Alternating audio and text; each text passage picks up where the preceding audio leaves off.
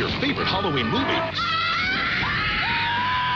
Every night in October, Disney Channel's Hauntoberfest continues with the newest Disney Channel original movie.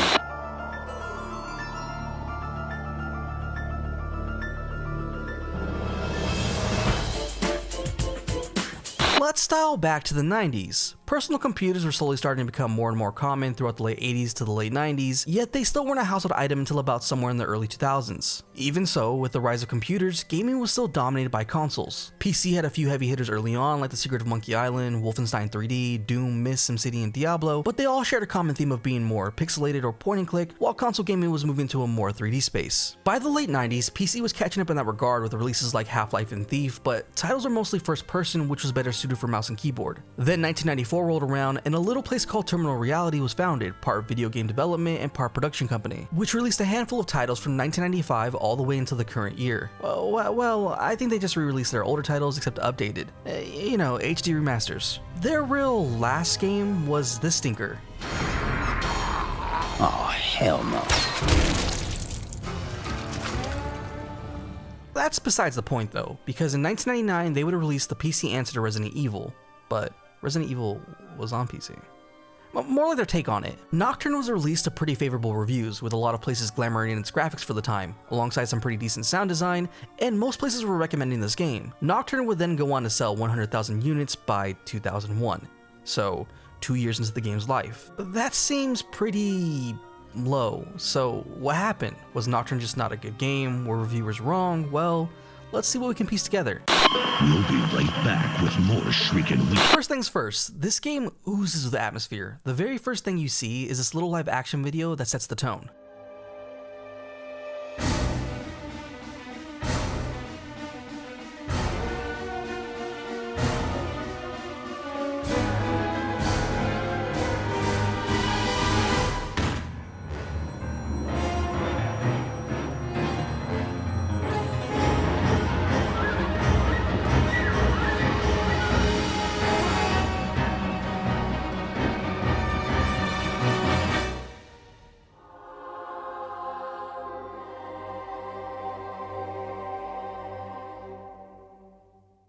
This strikes me as very X-Files-ish, and it's appropriate as this game gives off a very TV show feel, except we don't get the starting pilot, we get thrown right into the middle of the season. The game is broken into 4 cases we can choose between, with the first being an obvious good starting point, and in my opinion, one of the best. For being a brand new game and new IP, it's very confident, not spending too much time on exposition or establishing things, and if it does so pretty quickly. And I gotta say, it backs it up. The world of Nocturne is very rich in its background, that being a secret American government organization known as Spook House, who Theodore Roosevelt apparently established.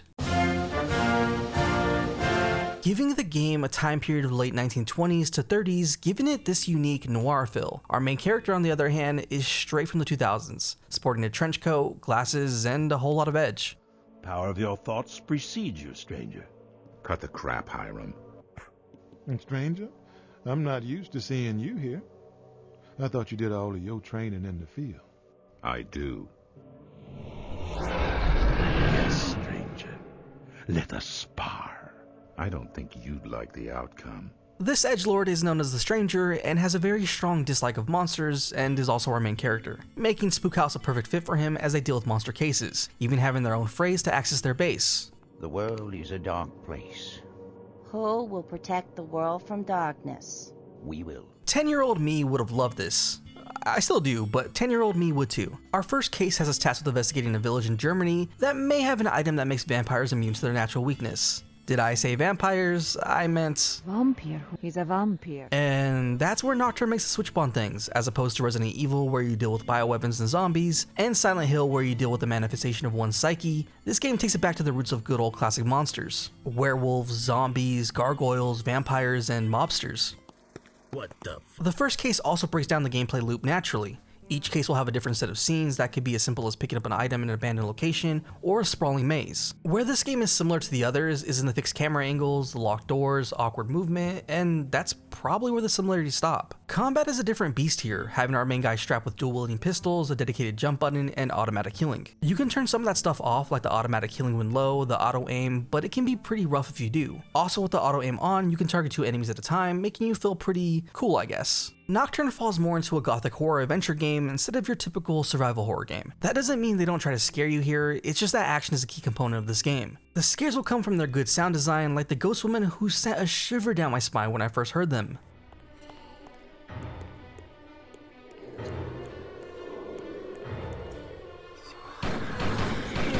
Or the shadows, or making use of the fixed camera angles. As you see something move just behind you, you can feel the love and detail they put here. Now, besides just killing things, you're gonna be saving a lot. Like, a lot. I'm gonna use this bridge as an example. We get here by killing all the creatures inside the village, get some more details about what's going on here, how it's a civil war between vampires, how werewolves showed up at some point, and then we'll head into the forest where we'll reach our bridge. This reminded me a lot of my first time with Dark Souls, and that should be some pretty high praise. But I was wrong, at least later. For now, it kind of works as an analogy. Gameplay consists of some pretty rough spots or hard sections. So you either learn from the mistake you just made or beat it, save, and that's the gameplay loop.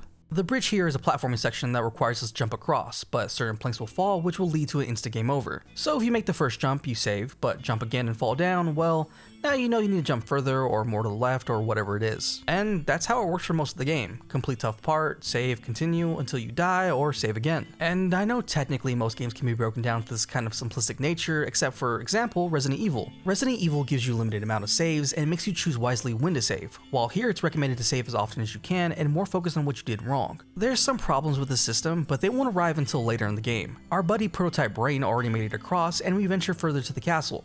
Now, this section I adore. It's this gigantic level that has us scaling over a decently sized castle with a lot of stuff to do in order to reach the end. But it all feels logical, like nothing here makes you go, what? Or what am I supposed to do next? When you pick up this item, a cutscene plays of a hidden door opening, you'll find a note that talks about a holy item that can maybe kill the big bad that's hidden down below, or when you come across a library, you see this big wooden pedestal, so when you find a book later, you just know where it goes. It all makes sense. What doesn't make sense is this little guy here who shows up for one scene and never again. Who the hell are you?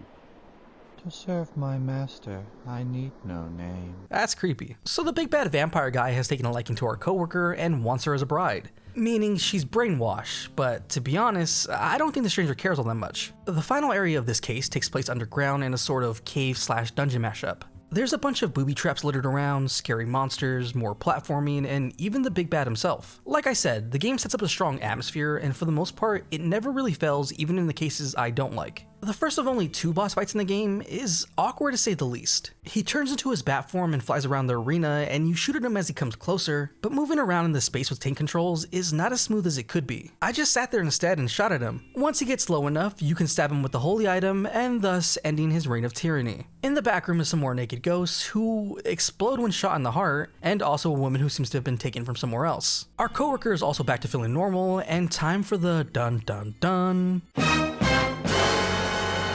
Turns out the old man in the village is the real big bad and also the king of this place. And the vampire we just killed, well, that was his reject of a son. I'm gonna be coming back to this, but just know the stranger so far has talked a big game and is one of Spookhouse's best operatives. Just keep that in mind. Vampire Lady thinks the old man is too tough, and we all decide to leave instead of dealing with him, because at least we know where the item is technically. So I guess that counts as a successful operation. End of case 1. Cartoon Theater has scary double features with the likes of Alvin and the Chipmunks and Scooby-Doo! If case 1 was more of a gothic horror story, then case 2 is a horror western that turns cosmic, starting us off on a train with our buddy who gets snatched through the window. Oh no! I can feel him! He's close! He's close! The one who's been following me! Oh my god, stranger! It's...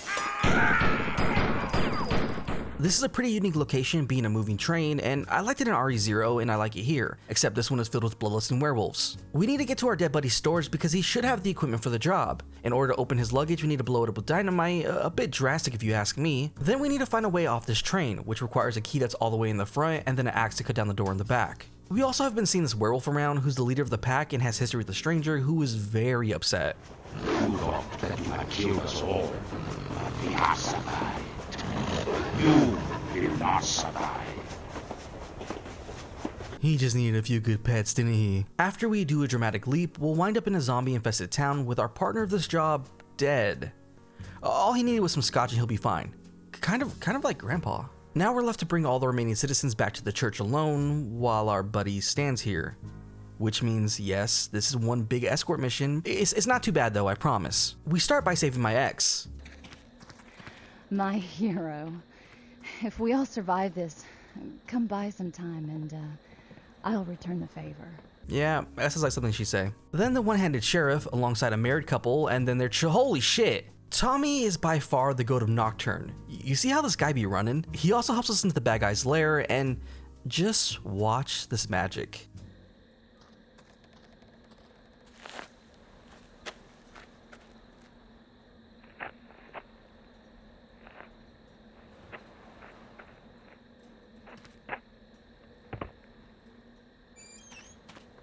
Alright, Tommy, get out of here now.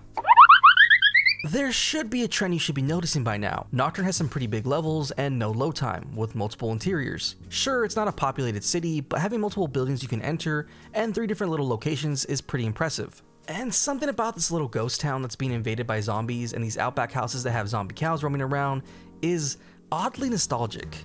Then you give me zombie-infested mineshafts and you're winning me over here. Despite loving the theme of zombies, the zombies here are kind of pushovers. At least when you have a weapon.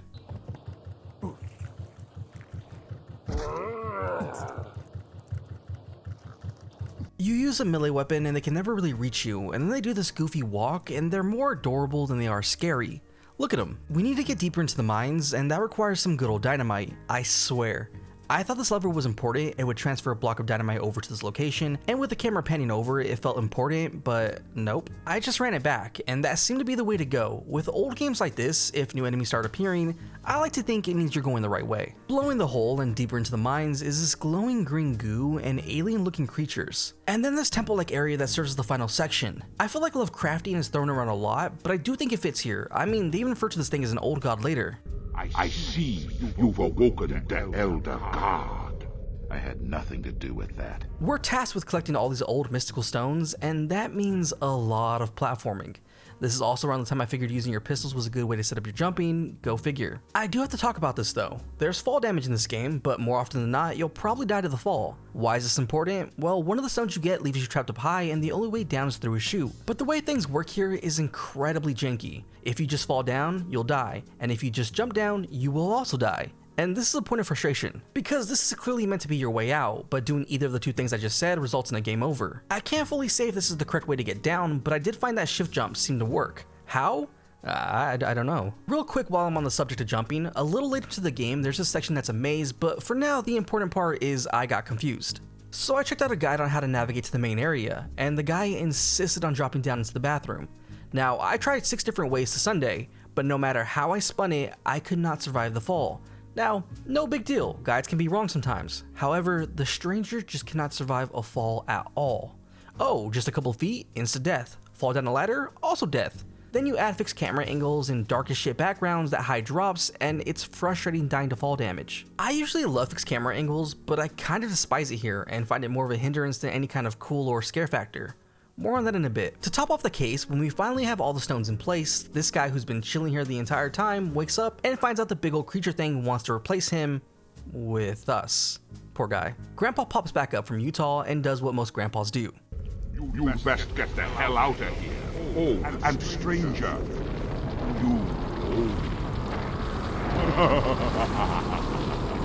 We then just put a single stone in the middle and leave. It should start being clear that these cases start pretty strong but end very abruptly. Sometimes we have some conclusion back at base, but a lot of times it fades to black and back to the title screen. And that couldn't be more clear than day than in case 3. This is the start of a big decline in my opinion. The idea of both this and case 4 are incredibly solid, but the execution just lacks. Here we're sent to Chicago to check on Al Capone's mobsters, but not just any kind of mobsters, monster mobsters if you will. Or better yet, Franken mobsters. That's right, these guys are the Frankenstein variant, even though Frankenstein is the doctor and not the monster. Anyways, we're sent here to check it out. Our buddy here named Ice Pick is an informant who tells us to check out the bar and to do so sneakily by using the alleys. That's complete horseshit. We're supposed to not cause a ruckus and avoid the mob, but as soon as you step into the area, you're gonna be shot at. And those alleys for the most part are just places to hide as cars drive back and forth. That car usually carries 2 mobsters and there is 0 reason to be sneaky. 1, the location you're supposed to go to is fairly close. 2nd, you can literally just kill everything. Once you kill a single mobster, he'll drop his Tommy gun and you can pick it up. Then you repeat the cycle of killing a mobster, grabbing the ammo, and with all the health scattered around here, you're basically running cheats. It's pretty pretty hard to die on this case, unless it's from a fall or getting hit by a car. This is by far the biggest level in terms of scope so far, but it's just so empty feeling. While the other levels were also pretty empty, that helped with the atmosphere. Here it feels more modern with the city take, and less horror, giving it that more empty feeling in my opinion. Even with the added patrol cars doing the same drive-by, and I know it's an older game and I shouldn't be too harsh, I just think the atmosphere here is completely different than the rest of the game. It does pick up a bit in the theater, but before that we go to the bar to meet with our rat. The rat dies, we go back to Ice Pick and then do an escort mission down the street, where if he dies, it's an instant game over, but not just any game over, it's a we kick you out to the main screen game over. Okay, fine. Then we sneak into the sewers to get into the theater to meet with another guy who can help us out. Jesus Christ, how the hell did you get in here? I thought this place was locked up tight. Not tight enough. Are you Mo? He then also dies, and the stranger and Ice Pick give zero cripes. And it's all the more funny because earlier Ice Pick is like, yeah, I know a guy who works at the theater, he's a good dude. Jesus Christ. The theater isn't too big in terms of a level, and you get through it fairly quickly, but I always found theaters to be kind of creepy and the perfect location for horror games. I blame this movie. Guys have seen way too many movies. Phantom of the Megaplex. There's some footage here of the mobsters being created, and when we played on the big screen, the muscle was brought in to deal with us. And he really is the muscle. He's too strong for our basic weapons, and if he gets close enough, he'll pick us up and explode us like a watermelon. Jesus Christ. Dealing with him is a no-go, so we take out the little fellas until Ice Pick throws us down something with a bit more kick. Jesus Christ. The case takes a breather now as we do some scaling up the theater and parkour out the back to get ourselves back to street level. Ice Pick drops some valuable information about the factory everyone's made in and how it's pretty flammable.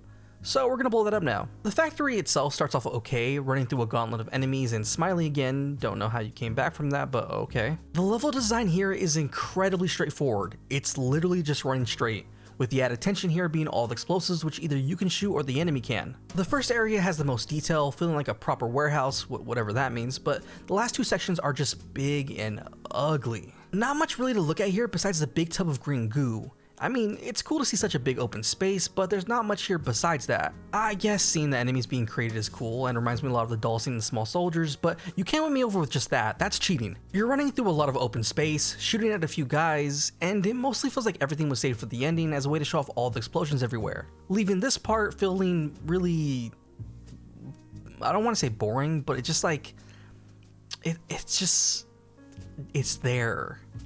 It's there. You pull a lever here and another here, which will set off a chain reaction, and I can't tell you how frustrated this made me. And look, I'll take some partial blame here. The order that I pulled those levers in seemed to have softlocked my game. I couldn't escape from either direction due to the fire and couldn't jump over the railing, which if I did I probably would have died anyways, but let me tell you something. I haven't felt this defeated since Gaiden. And Gaiden was...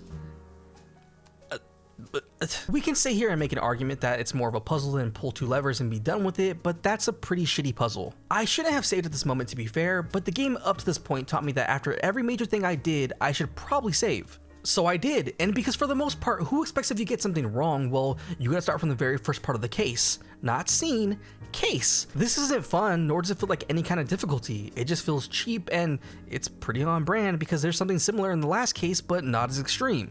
So I gave up on the case, and trust me, we're really not missing out. Case 4 again is a really strong idea, but while case 3 was bare and kind of here I think the main problem is with controls and just gameplay in general. We're sent over to an old retired spook house's house to help them out with the problem they've been dealing with. Something about corpses coming back. You know, a typical Tuesday. Well, this older gentleman named Killian is very similar to the stranger, both in that these guys have a strong hatred for monsters. So we're helping him find the root of the problem in his graveyard. That means doing a few puzzles like placing the correct looking tombstone in the light so the shadow bears down, or going underground to solve this riddle that revolves around the casted shadows, and finally carrying this big fire, water, and wind urns to the correct locations. If this seemed fishy, well, it's because it is. Killian called you here because he wants you to test his maze, as the stranger is one of the best operatives Spook House has, and well, who's better suited? He also doesn't like monsters and quit because, well, monsters now work for Spook House. Guy's sticking to his guns. You can't hate on that. He also really did put us in a giant maze, by the way, stripping us of our weapons, and it seems we weren't the only guinea pig. This belongs to a big old red demon guy who was sparring with another guy back when we first saw Spook House. There's a handful of characters I didn't go over because for the most part, we don't really ever see them, except the claw guy. We see him a lot. A lot. As for the maze, well, I'm pretty sure it's just Killian's mansion. starting us off on the top floor and each room having more and more deadlier traps, like a room with a turret or these giant hallways filled with enemies. And looking at this retrospectively, this is kind of bananas. I'm pretty confident this is the biggest level of this game, and as far as I'm aware, no loading screens. But I have a hunch there might be a few sneaky ones. For the most part, Nocturne's level design is pretty straightforward. The first case has this giant woods area to navigate through, and sure, the camera angles can cause a bit of confusion, but if you follow the signs, you'll be alright. The city case can also be pretty hard to navigate your first time around, but the maze is an absolute nightmare. The maze has 0 signs. The closest thing to a sign in this level is the locked doors, which can lead to a lot of walking around and wondering where to go. This wouldn't be a big problem if we had a map, which is a pretty confusing design choice overall. Maps in horror games are staples, just think about Silent Hill. Maps in general are just underrated in my opinion. This is about the time where Nocturne's gameplay started to become tiring. Outside of the soft lock, I found the whole dying and saving aspect to be skill-based and partially satisfying, feeling more like I made a mistake as opposed to the game just being bad or unfair. Well, that all changes with these lights. Press the wrong light switch and you're dead. It feels cheap, and it's supposed to feel cheap obviously because it's a maze made to be frustrating. That doesn't mean it can't be criticized though. Going from feeling like the mistakes were yours to now the game just saying, hey, you chose wrong, reload, feels pretty bad. That wouldn't be a problem for me if we had a hint beforehand or some sort of riddle to associate the problem with, and it's crazy because they just did something solid in the room before, giving us a giant chessboard to navigate through but watching our step because bombs are put under the tiles, using the whole dying and saving thing with a skill expression. For the lights, you have no choice but to go through every light until you get the correct one. I wouldn't be too hard on this problem if it was just here, but it happens throughout this level. Outside of these trick rooms, we're going to be spending a lot of time running around, finding correct doors, secret paths, missing books, placing the correct books, killing demon things, and warming up our friend in a chain bed. Yes, I said that, no king shaming on this channel. Thinking back to the release date, playing this game in 1999 is probably so frustrating but satisfying at the same time. I can't imagine how long it probably took someone to find the matches, or this door right here down in the corner where our buddy who we thought was dead is, or dealing with these awful platforming sections. The fire one isn't that bad, just finding a correct path to walk down, but this room with moving floors that crush you is peak terrible. Nocturne's controls aren't the tightest, it's your typical tank controls. Now add a rush section also with some jinky interactions and you have this masterpiece. It's simple in the thought process, jump or walk up each platform and pull the lever. The stranger has other ideas though, and doesn't like to pull all that often. I don't know if it's because you have to wait until you're past a certain point or what it is, but it's not fun. At this point, you're not dealing with the in-game problem as much as you're dealing with the problem of controls. There's also another point where you can soft lock your game. It has to do with a puzzle and lights. Moving a mirror around to push the doors to the side until you have 2 extra mirrors spawned in and room to the left to open the purple door. It's straightforward when you look at it, but my first time I was just moving what I thought seemed right and put myself into a position with just blue lights and being unable to get a red light back, giving me another soft lock. Nocturne is very janky. It can be charming sometimes, but other times it's just mind-blowing. There's some clipping issues here and there, mostly when climbing ladders for some reason, but I had this absolutely crazy mishap of falling down a chute and surviving.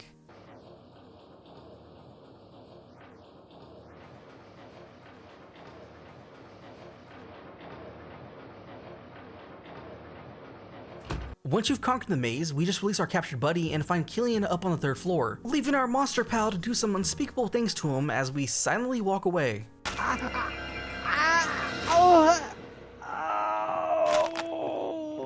Jesus Christ. Back at HQ, Clawman is disappointed to find out the truth behind Killian, but at least the best operative Spookhouse has to offer made it out alive. Let's go over his list of accolades, shall we? Killed spoiled vampire Brat Bat. Killed Frankenweenie not once, but twice. Saved a half vampire and lost women from being vampire wives. Put an eldritch god to sweep. Saved Tommy. And that's pretty much it. It's not a bad list by any means, but he didn't deal with the vampire dad and didn't deal with Killian, kind of leaving me to question if he's the best of the best. Well, Spookhouse might be trash, boys. He also technically killed Smiley 3 times. Yes, I did go back to finish the level, not because I found joy in it, but it would be wrong to leave you on a cliffhanger. I'm telling you though, it's truly nothing.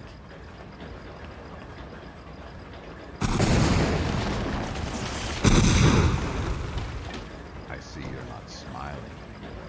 This time, you die.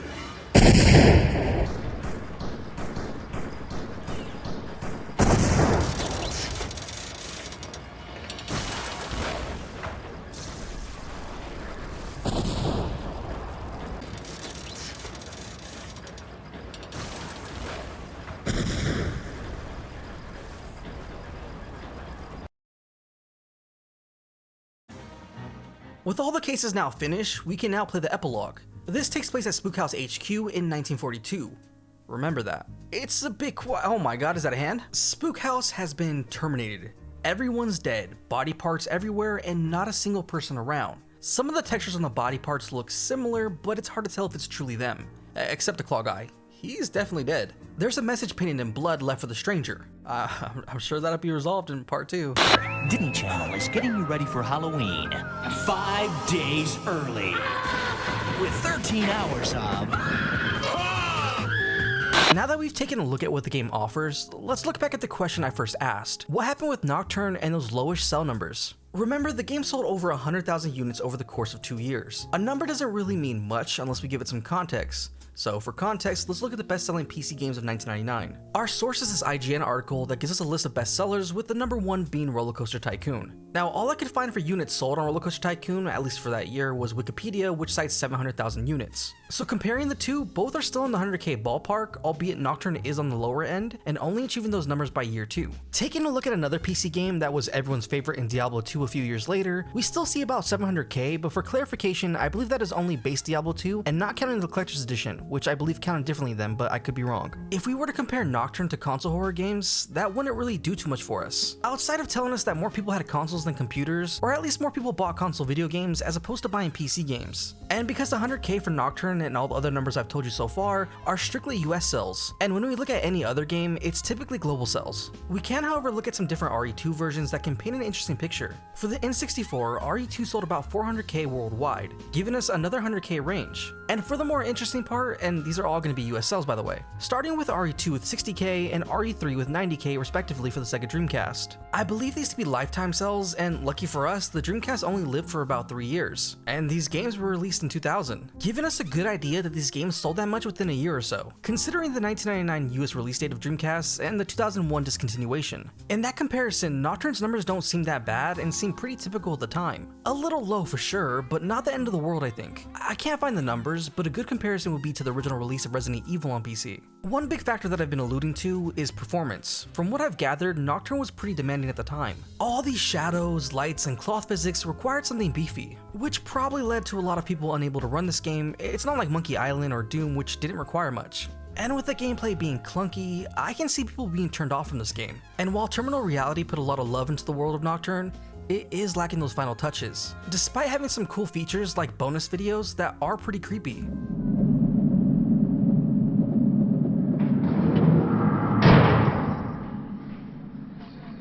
You don't want to know what I know. Knowledge is fear. You don't want to know what I know. The Spook House is its name.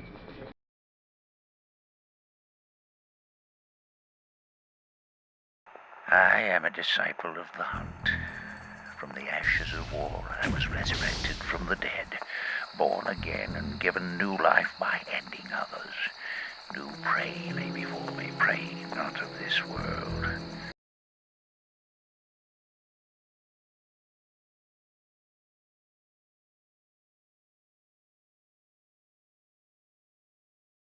I am what I love, what I hunt, what I steal. I am Pariah, outcast, half-breed, banished and feared by the human and vampire who together conceived me. Nocturne has some bad voice acting, but I can't tell if it's intentional or not. I lean towards it is, because it feels like bad TV show dialogue, which fits the aesthetic, but you just never know. Then there's the question we can ask, would Nocturne do better on PS1?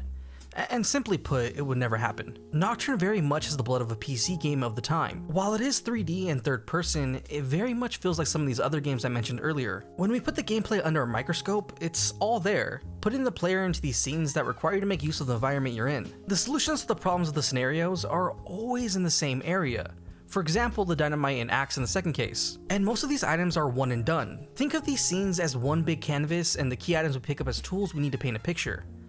I hope that analogy works. With these levels also being quite big and detailed, especially for the time, it just wouldn't work on PlayStation 1. But PS2 on the other hand, could have been an option. The game probably still would have been different, but it's an interesting thought. A sequel wouldn't be made, but there would be a slight continuation in the way of a half vampire, half human, or half vampire. Terminal Reality would begin working on a sequel to Nocturne, but due to not getting the green light, the name would change and take on a story of its own while remaining in the same universe, leading to the creation of Blood Rain, wanting to create a similar feel to Nocturne, but more on the vampire side of things and more of a hack and slash.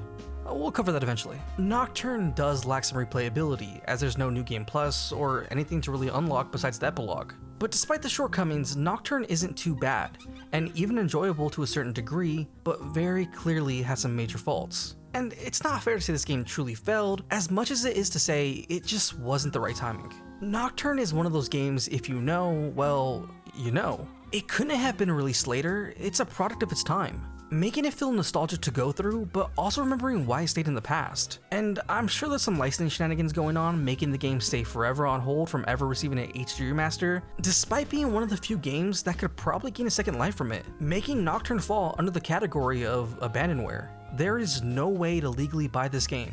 Places like Steam and GOG don't have it up, though if you wanted to check this out for yourself, it's just a click away. My lawyer said I can't tell you exactly where it is, but like, you know, it's out there. To circle everything back, there's no real reason that led Nocturne down the path of abandonware. It was more accumulation of everything. High specs, awkward gameplay, a brand new IP, and the platform of choice being PC are all things to consider. But it was never just one thing. And it's not like this is the last time we'll be speaking about Spook House. I mean, after all, I just want to apologize to Mike's mom.